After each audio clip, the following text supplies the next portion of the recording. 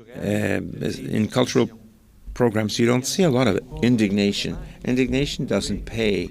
We have to find positive ways, and indignation or outrage doesn't go through. The cultural industry is almost absent in this regard.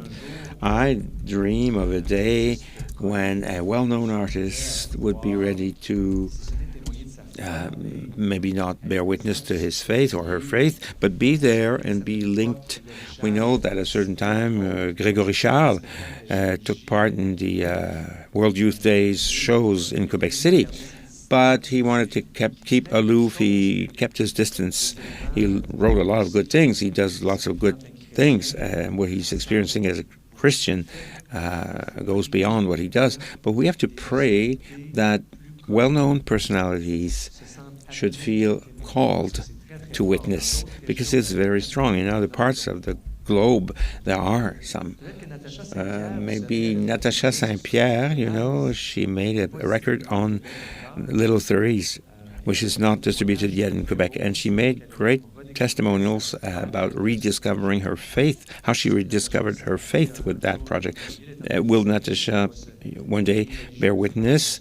She's trying to discern whether she will have a religious marriage with her spouse. We have to pray for all those people.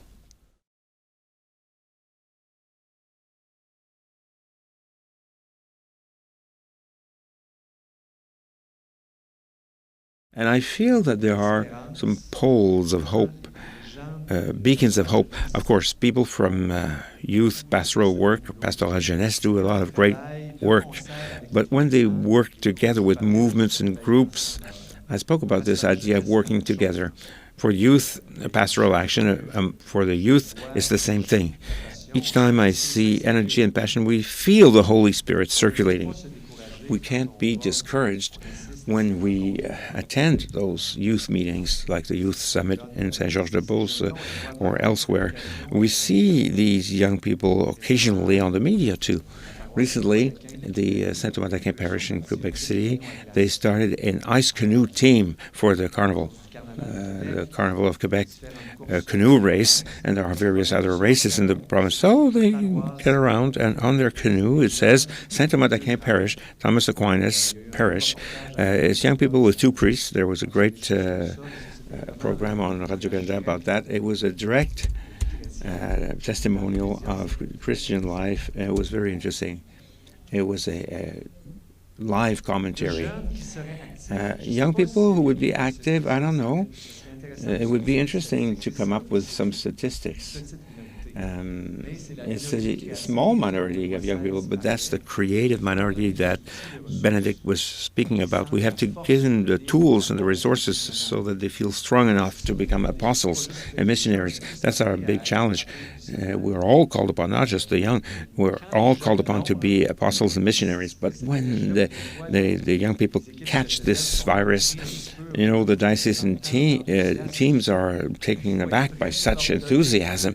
It can be a bit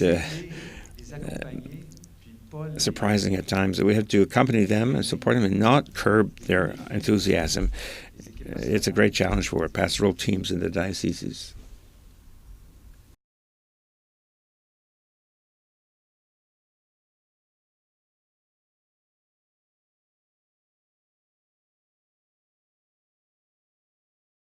I consider the call of Pope Francis to go to the peripheries as being very important. People who do street pastoral or pastoral work in bars, they are exposed to all kinds of things. But they need. The digital continent is so vast. There's so many people who are lost in there. We see that there are people who are bored and will spend a lot of time, disproportionate amounts of time. We can't try to go to those people. At the Quebec Diocese, I advocate for having a person specifically with a specific pastoral mandate, not just to create content, but to really do pastoral work on the web. There's too many people are there. That's where they spend their time. So having interaction, encouraging interaction with these people. And I think dioceses should do that. As a church, it's important too. Web presence is done with the good heart and the goodwill of people because they're motivated. They'll do it on the side like this. But real apostles of the web, paid for what they're worth, they don't exist right now. We simply don't have a choice. We have to create a network, provide the right resources, answer questions. I hope if this starts in Quebec City, it could have a snowball effect. Of course, we're not asking you to start 5 days a week full-time, people, but slowly, gradually, some people will get that as their job description, and part of their work is to go to try to meet other people, not just wait for people to come to us. If you stay in your church, our churches, to wait for people to come, with the new evangelization, there's so many options. But on the web, it's one way of going directly to people. So if we invest in that, it's not to create content and wait. Just put that very statically. I'm against that. You need passionate people, outgoing, who go towards other people.